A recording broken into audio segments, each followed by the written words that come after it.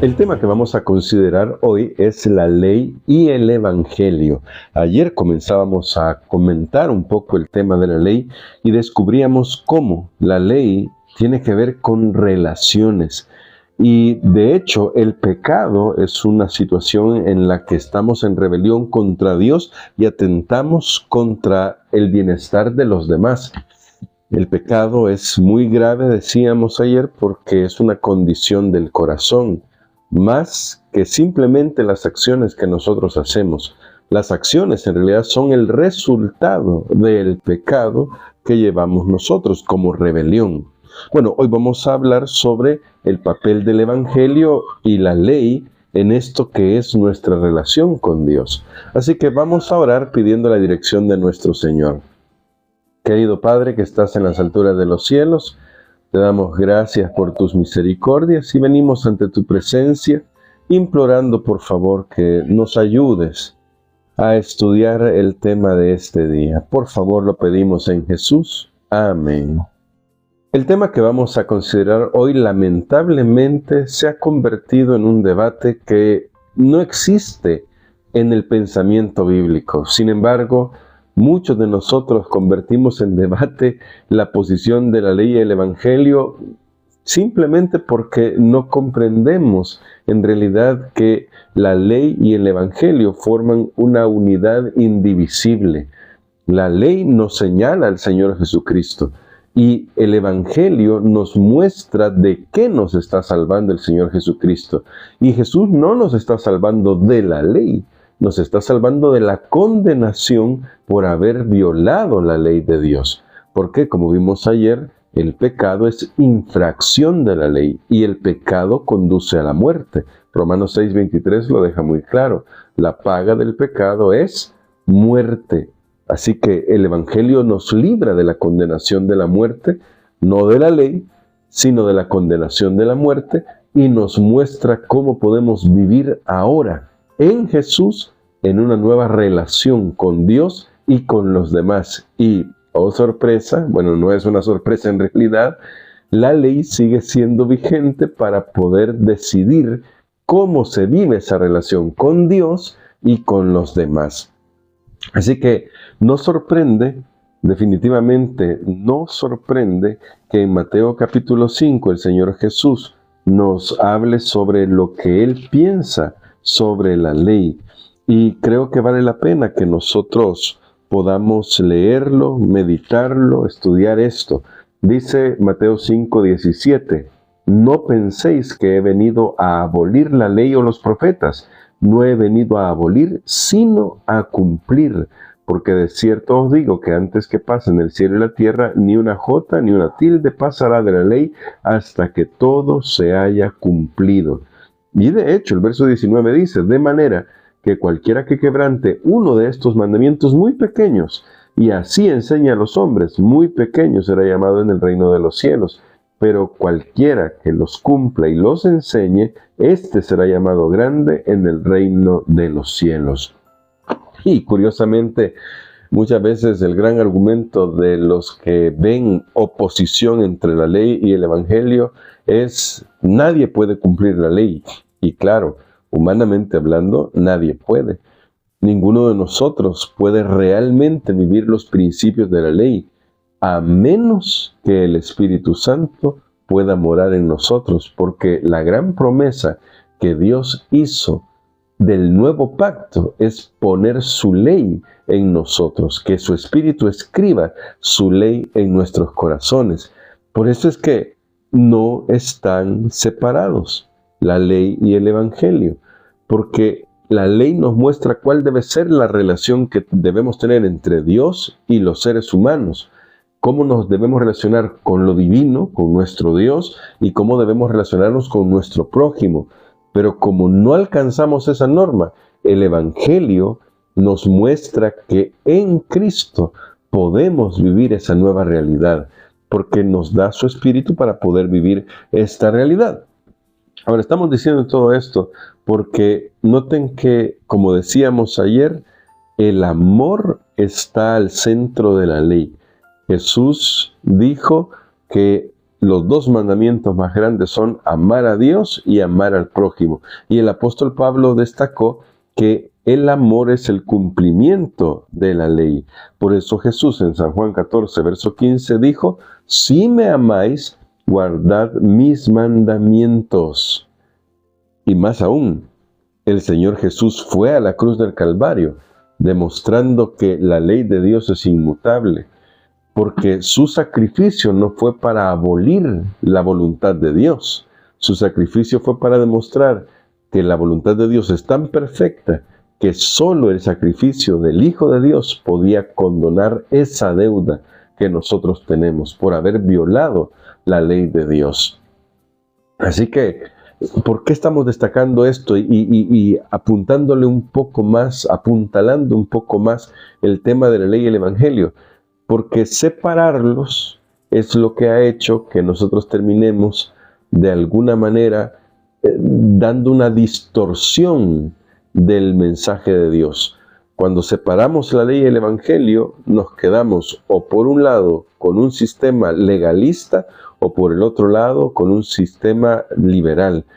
Y lo que hace estos dos extremos es desfigurar nuestra concepción de quién es Dios y nuestra relación con los demás, y por lo tanto perdemos en nuestra relación con Dios y en nuestra relación con los demás. Hay algo más que debemos decir sobre la ley y el Evangelio, que no se puede enfatizar demasiado. En ningún momento, y jamás lo vas a escuchar aquí en este canal, y espero que seamos sensibles a esto, en ningún momento la ley puede justificarnos delante de Dios. La ley señala claramente qué es el pecado, cómo se rompe nuestra relación con Dios y con nuestros seres amados o los seres humanos, los que nos rodean. La ley lo hace, pero no puede cambiar esa situación en nuestro interior. Para eso necesitamos a Cristo. Cristo es el Evangelio. Su justicia, en primer lugar, nos pone en una nueva relación con Dios. Siendo que hemos violado la ley de Dios, estamos condenados. Pero la justicia de Cristo ahora nos pone delante de Dios como personas diferentes, salvas. Y ahora comienza el proceso de la santificación, un proceso que el Espíritu Santo obra en el corazón. Pero la norma que usa el Espíritu Santo para guiarnos en este proceso de santificación sigue siendo la palabra de Dios, la ley, como dice Santiago, la ley de la libertad. ¿Cuál es el problema que hemos vivido? Y que de hecho es un problema latente siempre, querer usar la ley para salvarnos. Por eso Pablo enfatiza constantemente que no es por las obras de la ley que nosotros somos salvos. Y eso está latente, incluso si no usas la palabra ley, está latente en el hecho de querer ganarte el cielo por ser buena gente. Muchos de nosotros quizás pensamos que por ser buena gente, por no meternos en la vida de los demás, por simplemente ser buenos ciudadanos, ya nos merecemos el cielo. Porque claramente no estamos siendo malos, claramente no estamos haciendo cosas negativas contra los demás, pero ahí es donde entra el punto en el que el pecado es mucho más profundo de lo que nosotros pensamos cuando pensamos simplemente en acciones. El pecado está arraigado en el corazón. Y por eso ayer cité el ejemplo de Adán. Cuando Adán y Eva pecaron, lo primero que pasó es que comenzaron a desconfiar de Dios. Y esa desconfianza se vio tan grande que cuando el Señor vino a buscarlos, en lugar de salir a recibirlo, como seguramente lo habían hecho antes en el jardín del Edén, ahora se escondieron. Y no solamente se escondieron, Adán mismo se atrevió a decirle a Dios que se escondió porque le tuvo miedo. ¿Te imaginas lo que eso significa?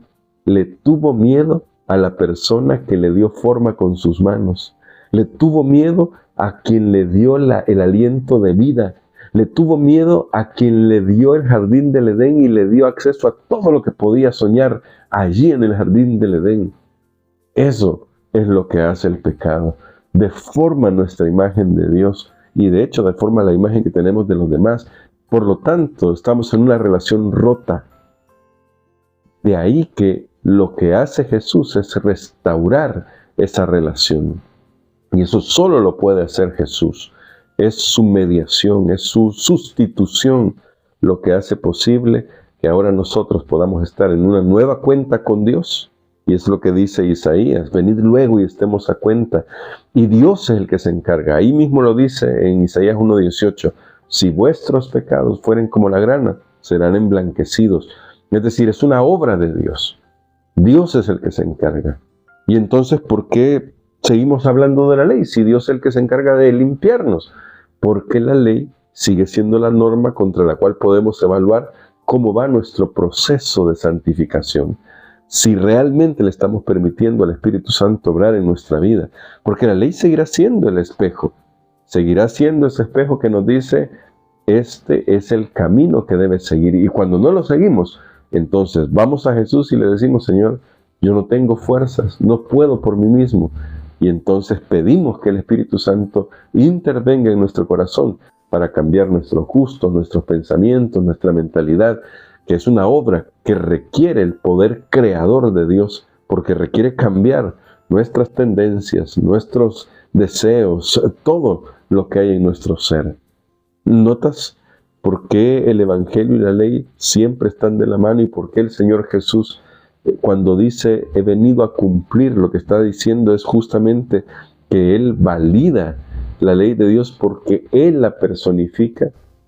Finalmente, ya Pablo lo dijo, el mandamiento es justo, santo y bueno. Jesús pudo decir que había obedecido todos los mandamientos del Padre y nos invita, para poder tener una relación permanente con Él, San Juan 15, permaneced en mí y yo en vosotros, para que así podamos vivir esa vida que Él espera que nosotros vivamos. Una vida guiada por la palabra de Dios. Una vida que se somete a la dirección de Dios. ¿Es esto legalismo? No.